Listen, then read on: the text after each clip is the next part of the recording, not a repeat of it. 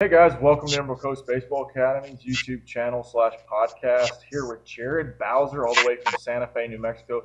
Jared's a little small. If you can't tell, he doesn't really work out very much.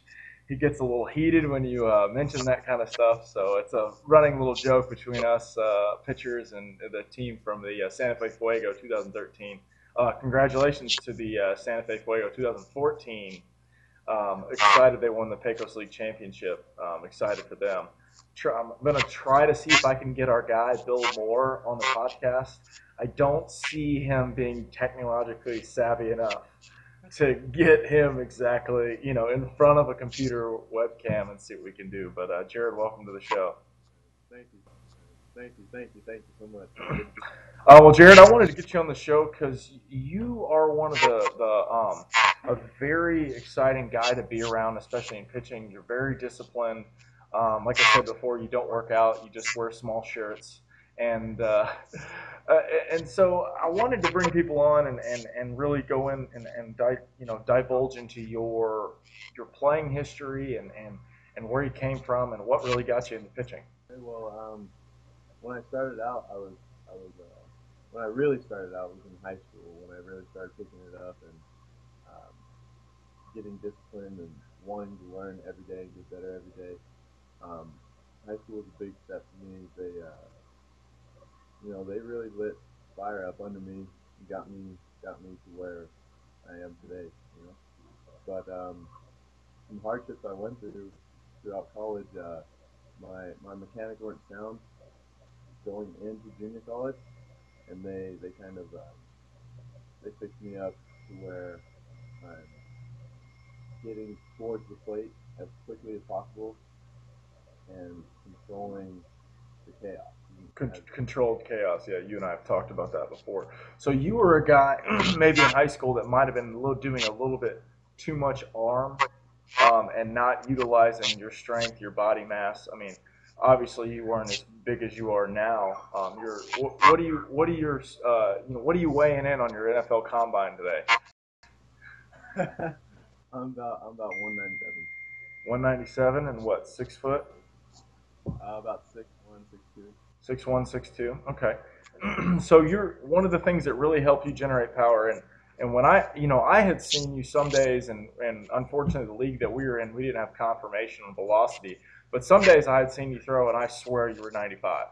94, 95. You would, and even to this day, you still wouldn't buy into it.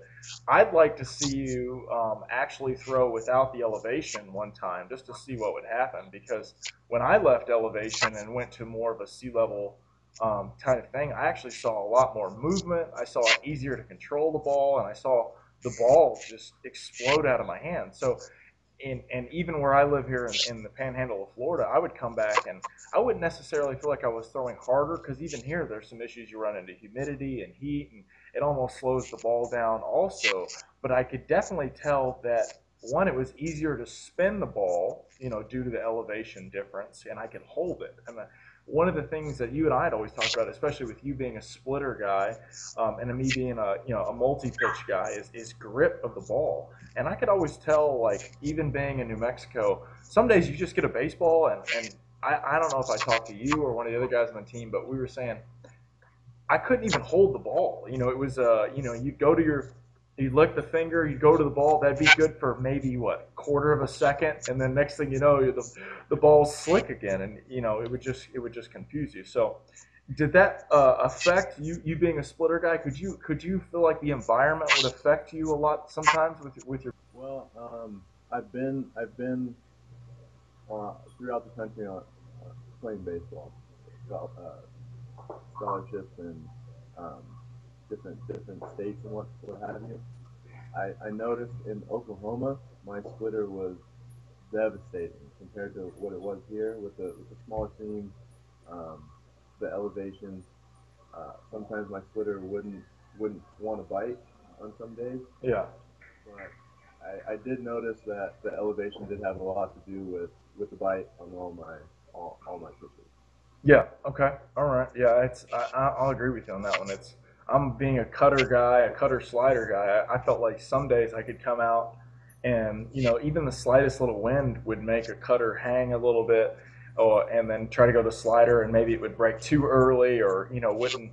But it just seemed like there was a lot of external factors that were against you there. Okay, and so even though you don't believe you're a 94, 95 guy at the time, um, can you take me through your mental process on your mechanics and what you're trying to do as far as now? Are you a stretch or wind up guy still? Which one do you Stretch. I've been stretch stretching only? since first day of college. So when you lock into the mound or the stretch, do you feel like you almost preload your back knee, your drive side, Yeah, to try to make sure you optimize your drive? definitely. I like to when I'm coming set, I like to feel a little tension in my back leg, so that way I know it's fully loaded and ready to explode forward. Gotcha. Gotcha. Okay. Yeah, I noticed that you and I kind of did the same. You were a little bit more drastic than I was. You would come set a little bit wider. Is there any reason why you would come set wider on that? Um, no, not so much. I just didn't want to recoil too much, so I didn't want to come back so much as I was getting that knee lift. Hmm. I would want to when I come set, I feel the drive in my back leg already. So by the time I'm bringing my knee up, I'm already coming forward.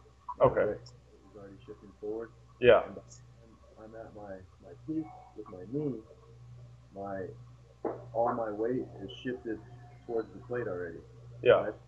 that's getting me going as violently as possible, Yeah. and just keeping it going all in one direction. You know? Yeah, I agree. So when you are there's a couple terminologies that I like to use, but I wanted to hear what your school thought was. You're definitely a hips down the mound, down angle kind of guy. What exactly is your thought process when you're on the mound? And I'll compare it to what I think about when I'm going down the mound when it's go time. When it's exploding. Is there a direction that you feel, or is there anything that you say in your head that makes it easier? Yeah, well, a lot of guys think it's an east to west movement, but I think of it as north to south because I'm wanting or south to north, I guess. I'm loading up back and I'm bringing all that weight forward with my chest is opening up so that my I can get that external rotation. Yeah. Um, a lot of guys are thinking uh, the coil is good because they're gonna they're swinging open and that's where the power is coming from. I don't know exactly what their thought process is, but I like to get that back hip pointed straight at my catcher's glove and all my weight just transfers.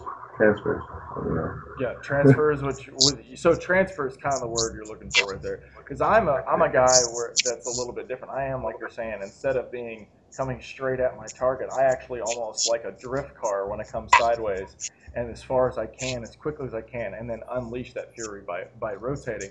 What I actually think about, which is something maybe we haven't talked about, is I like to take a seat on the mound where when I'm going down to get my hips to go from the high point on the mound down the mound, if I think about sitting down on the mound, I'll actually go a nice long stride, get my hips low, and try to get my hips lower than when they started to help utilize the explosiveness of that backside.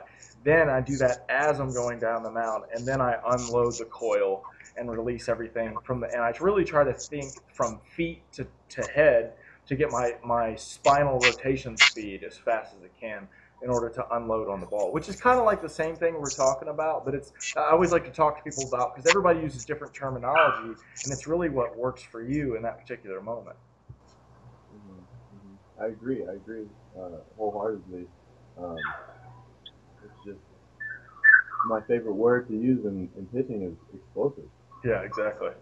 It's just got to be. Explosive.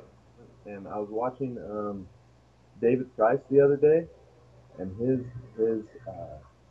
his front leg action when he plants is so violent that when he plants, you see it stick, but then you see the shake in his knee from just from exploding from through. stabilizing. Yeah, yeah. It's definitely a go stop. So yeah, that brings me to another point that I really like. That you and I are very similar in that I like to create, if my hips were at this point right here, I like to create an A-frame right here, to where my front side is bracing against the power, because you have to stop your hips in order to make the upper half go forward. Almost like you can see my little logo right here. That's one of the firm front side there. That's one of the reasons why I put it on there, for that, is using it as a teaching tool. But yeah, that's one of the big things that I feel like if you have a bent front knee or a weak front side on your front leg, then you just push forward. That you're not going to maximize the power of you throwing the ball. Right, right. I heard something the other day. You can only go as fast as you can stop. Yeah, So it all has to do with those stabilizing muscles and those decelerators. Like yeah. I know you're a huge fan of the decelerators. Yeah, yeah. I actually heard that about the shoulder, about as going as fast as you can stop. I'm a big. I like to read Eric Cressy's blog. I don't know if you're familiar with him. He's kind of like a northeastern weight training guy, and that's one of the things he preaches is you get plenty of acceleration when on work when you're throwing, especially when you're doing your long toss and stuff. But where you lack in is your deceleration stuff, and that's where I've started incorporated some weighted balls where I do actually do some throwing, but I do non-release throwing. Well, I'll throw a weighted ball, but I won't even let go of it, and that I can actually feel it all in my scats and in the deep part of my rotator. It almost even feels like I throw certain days, especially when I do some of the more violent drills that I do. Okay, now you being a splitter guy, I've seen you throw 1,700 different combinations of this thing, being throwing for a strike, throwing for this. Let's go through the grips that you use, and maybe take me through the thought process, because I know some people do struggle with throwing off-speed pitches according to their fastball. Where I've heard some guys be like, you want to think fastball as long as you can. Personally, for me, if I think fastball as long as I can, I screw up the pitch that I'm thinking about. I mean, I'm not concentrating. Let's say if I am throwing a cutter, I want to think cutter, cutter, cutter, cutter, cutter, cutter. Focus on what exactly I'm trying to do with the cutter. I don't want to be going fastball, fastball, fastball, cutter. Like that's just how my brain works with it. And so I wanted to bring up some different thought processes because I don't think there's a right or wrong way to throw to a baseball or throw a particular pitch. I definitely think there's certain things that have to happen in order for you to not get hurt. But I think that that's one of the biggest things. What mentally goes on, and I've got a couple guys that do throw some splits. I got one kid in particular that's going off to his freshman year of college that has the closest thing to the Jared Bowser split that I've seen, and he was very interested in wanting to know about the different splitters that you throw, and I'll let you go from there. Okay, well, shout out to that guy, first of all. But my thought process on the splitter is, if I want to get ahead, I'll take a little bit off. I want everything to look like a fastball does. So I'll give him that look of the splitter. If it's 0-0 and I'm getting ahead, I'll give him a look of taking a little bit off, letting him see it, and with that one, I'll just kind of float it in there. That's going to be the one, uh, the straight grip. Okay. Do I have that right there? That's looks like the horseshoe is opening up away from the fingers. Right there. Okay. All right. Yeah. Okay. Looks like we got the same one right about there, and the thumb and the fingers right up there. Yeah, on the side. Okay. That's big. Okay. Now go ahead. So with that one, I'm trying to get ahead. So I'm showing him wrist, Okay. and my wrist is just going straight into the catcher's glove with that nice snap with Okay. the ball coming out here. Okay. So when do you feel like you start your snap? Is it when maybe the ball's passing your ear, or do you try to do as late as possible, or is that something that you're trying to find in the bullpen before ahead of time and figure out exactly when that started? Right. Well, that's what you figure out in your bullpen, obviously. But that's something that's you're gonna have to listen to your body to, you know. But for me, I like to get it out as late as possible. Um, and when I'm getting ahead, I like to show them, here it is. I've got it. You can see it. If you see it again, you might hit it hard. Yeah. So then I'll go back. I'll give them a sequence of pitches, and if I go back to it, it's always going to be a different look. Gotcha. If I go back to it, I'm gonna throw it as hard as I can, and if I go back to it, it's gonna be this one. Okay, And so a this is little what bit different. Yeah, a little bit different grip. instead of, Not instead of the horseshoe facing me, okay. I'm gonna get up on top of this seam here, Okay. and get on directly on the side of this logo right here. Okay. Okay. And that helps me because with this one I want to pronate because this one I want to go down and into Okay, so the. you're trying to get over on the side of it. Now, when do you think about pronating that? Is that something that's early, or you try to go late? With that one, I'm throwing it as hard as I can, but instead of showing the wrist, I'm going to show the thumb a little bit more. Okay, so you're already almost pre-pronated on it. And does it just naturally come out when you come in there? Is that what? It does feel natural because I'm on top of it, and I'm pronating it over, so it's getting that down and in, so I Yeah, can yeah. break a bat or make them look stupid. And, Okay. you know, And do you almost throw that one for a strike and for a ball also? Can you control the throttle on that one? I like this one because I can let up a little bit, and when I let up, it's gonna flutter. So it's gonna start at their eyes, it's gonna look fat, and it's gonna drop right into the zone. That's the one I get ahead with. Yeah. If I'm trying to K the guy, I'm gonna be intense. I'm gonna grunt. I'm gonna throw it as hard as I can, like a fastball, hopefully. And when it comes out, it's just gonna come out real late.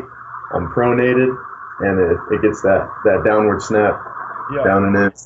I've always been baffled too with yours, and you just mentioned it, is the height to which the ball comes out and the depth to which it falls always blows my mind every time. And I've never seen, one of the big reasons I want to get on here is, I can personally vouch. You threw more pitches that bounced, that people took grown man hacks at, than I've ever seen at anybody in my life. I mean, I felt like if I bounced a curveball, a guy might just, a little bit lunge at it. But I saw people just take mammoth hacks and nowhere close. And it's hitting the top of the plate, or and playing catch with you, I could see it. Thank God I didn't have to catch you but a couple times, you trying to let it go, and just abandoning the situation. But that was one of the things that me personally, maybe I'll start playing around with splitter. I don't know, I've got enough pitches now, but that always seems like that next level pitch, that when college scouts or pro scouts hear that you throw a splitter and they see it's a good one. I think that there's this underworld of information that's not getting out there, and people just say, a split. But in reality, you've shown me two different grips, but you almost have three different thought processes for each one. You've got like a get me over, you've got me a fast one, and then you've got a fast one that's down. So it's, personally, the way I would think is that's three different variations, and in reality, we're at six variations of one pitch. I mean, one pitch of what you're trying to do, but two different grips, and then go from there. Now, you've got one other version, right? And this is the one that always gets me every time I see it. Go ahead and take me through this last splitter that you got here. This one is it's the same thing with the horseshoe. I'm getting it real deep, and I'm getting my thumb underneath the ball. Okay. But this one, instead of showing him my wrist, I'm just throwing it like a fastball. I'm almost getting on the side of it. So if I'm not on top, it's if I'm on top, it's gonna tumble. It's gonna tumble and go straight down. Yeah. But if I get on the side a little bit, just relax my wrist from here, release point to here, Yeah. right out in front, kind of showing them my middle finger. Yeah, where your middle finger is ahead slightly. It's slightly ahead of your index finger there, almost as in. Okay, all right. It's almost coming across like a slider. Yeah. So when I release, my fingers are going this way. Yeah. Right towards my knee. Yeah. So out, and it's right towards my knee, down in the cross. So I think we called that before, and with your fastball too, the seatbelt action. I believe that's what we call it, where you're trying to get your fingers, and for people at home, your wrist optimally works where your fingers and your wrist and your elbow are in line. A lot of kids that maybe try to get on the side and cock their wrists are here. If you do this with a baseball, when you're gripping it, your wrist doesn't work as fast, so you actually will throw the ball slower. So if you can keep your wrist in line with the ball perfectly right there, it doesn't even matter about where your elbow is, but that's how optimally your hand will work. So, and I call that probably close to a 1 o'clock arm slot where I can get there. So what you're saying is actually getting into that point, having the finger a little, and then finishing through. Almost, I think we called it maybe a splitter. We're making pitches up there, just the slider, splitter, slider. Um, Yeah. and I mean, just play and catch with you and seeing you throw that in the game. And from the side, when we're in the dugout, we would just sit there and joke. We'd be like, us, just like they would joke with me, cutter number 6. I'd be like, that was splitter number 4, and stuff like that. So, and a little variation. And and how long have you been throwing the splitter, or at least these versions of it? When did you? What's the first one you start off with? Did you start off with just the basic one with the horseshoe end right there, or opening up away? My sixth grade math teacher, I told you this before, but my sixth grade math teacher, we would come to school early just to play baseball in the yard, And he would always throw me this fluttering pitch, and I would smash it because I had a natural uppercut and it just ran into my bat. But I was like, what Wait, is that? don't tell anybody how to beat the splitter, right? Don't. You gave the secret out to how to beat a splitter. But yeah, go ahead. You would just hit it secret somehow. You would hit it, right? Yeah. Anyway, go ahead. But, I was like, what is that you're throwing to me? Because he would only throw it to me because I was the only guy that was coming up playing ball. Yeah. And I was like, what is that?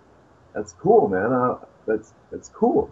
It's a cool looking pitch, and it'll probably fool a lot of guys. I didn't know that when I was 11, 9, but he was like, yeah, it's a splitter, and it was with a tennis ball. So he started showing me grips with the tennis ball. He was showing me split the horseshoe. Put the one seam right up in there. Yeah. That's the standard one. You see that one all the time. And that's the one I really started with the tennis ball at such a young age, just to see if my fingers would fit and see if I could actually throw it. And that was the one I really started with, but I was really finding my release point at that time. I wasn't being taught professionally or anything, so it was just my natural arm slot, and I was kind of a 3/4 guy. I've always been pretty much a 3/4 guy. So my arm slot, it would come out and it would tumble because I'm coming from such a low angle that it just wanted to come across. And that was the first one that I started with. Your favorite, the splitter. The splitter, yes, the splitter. Maybe we'll get that put on a shirt and see if people can figure out what the splitter is. Only the advanced baseball player would understand. Well, that's awesome. That's a good little story. It's good to hear. You were taught and put on to someone that really helped you progress your game. So you started at an early age. Did you have any issues maybe through high school going to throwing the splitter that may have caused you some problems where with that low arm slot? Now, are you saying that you were possibly elbow below the shoulder or elbow above, or maybe were you a long arm away guy? I was definitely a long arm guy because my external rotation has always been good. I've always had a level elbow shoulder range. It's just my arm would get a little long. Instead of coming here, I would be coming like that, Okay. So it was across. But as I got older, my mechanics weren't sound, so I was getting to where I was wanting to come here before my foot had landed. Yeah. I want to be down and back by the time my foot is landed, so I have plenty of time for my arm to catch up. Exactly. At that time, I was putting a lot of strain on my elbow, and I think it eventually led to some arm problems in college. But that was just a lack of knowledge on mechanics and prevention and ice and bands and all that good stuff. You know what I mean? Exactly. Before the addiction. Yeah. Yeah, Uh, the addiction of baseball will get you. It seems like the more knowledge you get, the more you wish you had it earlier, and that's kind of the point of this podcast. Hope we can get it out to the youngsters. And if I personally have heard, and I've seen a lot of guys who do throw splitters that have ran into Tommy John issues. You fortunately didn't have to have Tommy John. Do you feel like it's a safe pitch to throw for a youngster if they follow these rules about how to go about it, when to throw it, or can you give some guidelines of maybe limitations per outing, or because I've seen guys, I had a poor teammate that was in college that blew his elbow out, and he happened to be a little bit younger guy, and threw a great split, and didn't really have the control like you did, had decent tumble action. It was a good. He could never throw it for strike. It was always an out pitch. But I felt like he would go out multiple games, and I would just watch him throw like 12 or 15 in a row, and that was our college coach calling it. And I'd always just be like, and I felt like it was a ticking time bomb. And you don't necessarily see people come up with, which is what you were coming up with, talking about how to throw it correctly, and where your elbow placement should be, and when you should think about throwing it. And I just watched him splitter after splitter after splitter, and finally it would just the elbow went. And so can maybe let's say for a guy starting out, how many times a game would you recommend him throwing it? Maybe let's say a high schooler, trying to work on these mechanics, and maybe start from the off the out of the game regiment, what you try to do, and then into the in game. well, you got to get a feel for it. It's not something. It's not a fastball. It's not comfortable. A lot of guys put their fingers together to throw when they first start throwing the ball. So it's not a natural grip on a ball. But once you can get that feel, and I can spread my fingers, all day. Yeah, Some guys, have small fingers, small hands, and they just literally can't throw a splitter. yeah. But my advice would be to just play catch with it. Don't try to throw it as hard as you can. That's I think that's big. maybe I think that's a big thing right there. Yeah, it's a great piece of advice. And so if you're just saying, play catch with it on the side to start with, maybe working into some flat ground stuff where you're just trying to just see what it can do, and then progress it naturally into the bullpen. yeah. When you're laying in bed and you got a tennis ball and you can throw it up against the ceiling. That's the best time. Get a feel for it. Get that tumble action. Push it out with the tennis ball. Get started, and then maybe play catch with a tennis ball with a buddy, no glove, just flipping it a little bit, getting a feel for it, and then slowly move to baseball. Progress your distance between throwing, and always keep it easy, so you can feel that you don't have to squeeze it because it needs to come out of the top of your fingers. It's pushing it out, so you don't have to squeeze it and put a whole lot of pressure on it.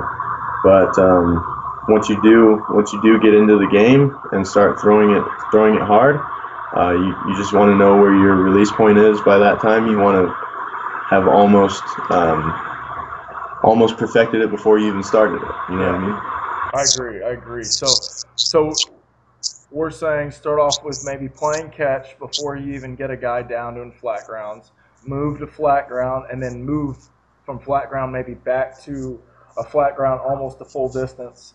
Get it into the bullpen, find it, and then from there maybe a side live session. And then once you've had there, so we're talking probably up to 6 weeks of throwing, of really trying to master that pitch before you get into. So for everybody at home, Bowser's not saying come out there, for a week and then go out there and throw it. He's saying go out there and learn the pitch, learn what it does. If you can learn the splitter, work on all three of those, and that that could be a little something for the advanced right there. Awesome, awesome, awesome. That's good stuff. Okay, well, Jared, it was awesome to come in here and talk about the splitter and the mechanics, and I really appreciate it. I know you've got a limited amount of time. Thanks for coming out, on the show. You're still in New Mexico, right? Yes, sir. Yes, sir. Santa Still Fe. Santa Fe, New Mexico. Jared's out there doing lessons. If anybody's interested, he's a large human. He's always looking out for a workout buddy, someone out there and challenge him. Big long toss guy too. Jared will definitely get you back on here so we can talk some more about workout regimens and stuff. And I got confirmation from the guy I was telling you about before about the supplements and the workout stuff guy. So I'm excited about having him on. So we'll put that out there. Anything else? You got anything for anybody at home? No, if you're in the area, School of Baseball here in Santa Fe, New Mexico, they have all my information. If you're in the area, you want to hook up, you need a throwing partner, just let me know. I got you. Awesome. I want to see if you can remember. There was a quote someone gave you the other day, and it was an awesome sign off quote. If you remember it, go ahead. It was something pretty cool. Yeah, I heard it the other day. It was, if your dreams don't scare you, then you're not dreaming big enough. Awesome. That's an outstanding way to end the podcast. Jared, appreciate it. If anybody has any questions, leave comments about the video. You can email me. You can follow me on Twitter or Instagram, JSintes34. Bowser, are you on Twitter, Instagram, Facebook, or anything? J Bowser 10 on Instagram, Jared Bowser on Facebook. Hit me up, boys. All right, awesome, awesome. Appreciate it. Definitely good stuff. The man, Bowser's Castle. Oh, what was your walkout song? I wanted to throw that out there. What was the? I remember it was one of the questions I was studying to ask you. It was Ready or Not by Ready or not? By the Fugees. Fugees, Ready. Ready or Not. That's a solid little walkout song. Nice and calming. For you guys that don't know, Jared was not exactly the most calm person coming out of the bullpen. Matter of fact, we had a good buddy of ours, Jerome Romero, that would verbally pre-workout Jared.